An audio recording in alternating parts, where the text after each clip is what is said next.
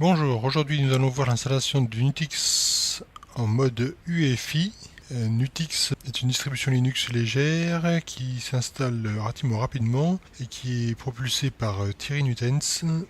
L'installation va se faire sur la base de l'ISO Rolling du 28 juillet 2018 et je vais vous montrer un bug que l'on va corriger grâce à grub-uefi, parce qu'il faut savoir que la Nutix, pour la partie UEFI, s'installe sans utiliser un quelconque grub, ni autre système de démarrage. Le noyau démarre directement via l'UEFI. Mais il y a un bug sur cette version qui sera corrigé plus tard. C'est parti. On se met en français. Clavier français. On partitionne via GPT évidemment. Une nouvelle partition qui ici sera de 512 MB pour le système UEFI de type système UEFI. Ensuite une partition de swap de 4 Go de type partition d'échange. Et la dernière de 15 Go pour la racine. On écrit le tout. On quitte. On installe en ext4, oui. La partition 1 sera donc bien formatée en UEFI, en FAT32. Ici on passe à la poste à salle, donc le réseau en auto, pour la vidéo c'est très bien. Je vais utiliser le compte route, donc je l'active.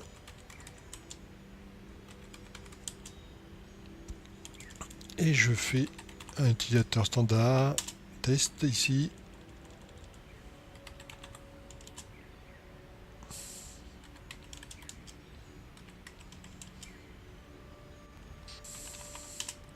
On se connecte en route.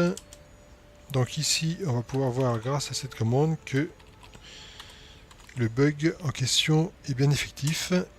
Donc ici, on peut voir que il n'y a aucune entrée qui parle de Nutix, ce qui fait qu'au prochain redémarrage, la machine ne démarrera que sur le shell UEFI. Donc on va contourner le bug via grub-uefi, le paquet grub-uefi, mais d'abord on va commencer par mettre à jour la distro. Donc on va mettre à jour la Nutix.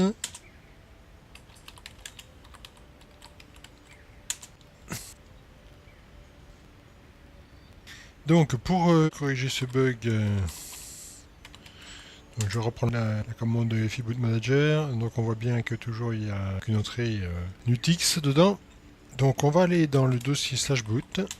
Là, on voit que les fichiers qui concernent le kernel sont des liens symboliques vers un fichier dans la partition boot UEFI. Donc, on va déjà commencer par corriger, par changer ça pour l'utilisation de grub UEFI. Donc, on fait une link kernel pour enlever la première entrée, la deuxième entrée.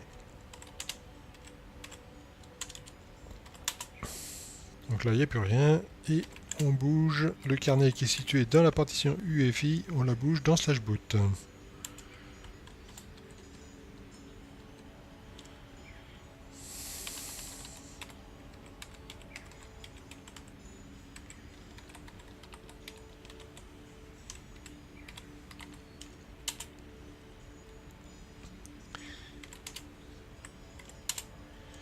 Ici, on va recréer un lien symbolique qui nous évitera plus tard d'avoir retourné dans le grub.cfg. La Nutix gérera tout seul la montée en version du kernel de cette façon. Voilà qui est fait. On va maintenant télécharger le paquet qui s'appelle grub-uefi. On fait un grub-install /dev/sda. Alors SDA c'est le nom de votre disque dur. Il peut varier. Je vais vous montrer comment je peux savoir le nom du disque dur sur lequel je veux installer ça. C'est par le biais de la commande lsblk. Cette commande qui va vous lister tous les disques qui sont sur votre machine. Donc ici j'en ai qu'un seul qui s'appelle SDA. Donc là on a installé grub, il ne reste plus qu'à créer le fichier de config pour grub. la création de fichiers de config se fait par là, mkconfig-o /boot /grub/grub.cfg. Donc là, il a bien trouvé les noyaux. On va aller modifier le fichier de config pour justement utiliser que le lien symbolique qu'on a créé plus haut. Et pour ce faire, on va modifier toutes les entrées qui s'appellent /boot/kernel avec le numéro de version du kernel. On va le modifier de manière globale. Donc pour modifier ça sur vi :s/, donc là kernel-4.14.67- nutix-lts /kernel/global. Et voilà, l'affaire est entendue, toutes les entrées sont modifiées. On enregistre, et maintenant il ne reste plus qu'à essayer de redémarrer.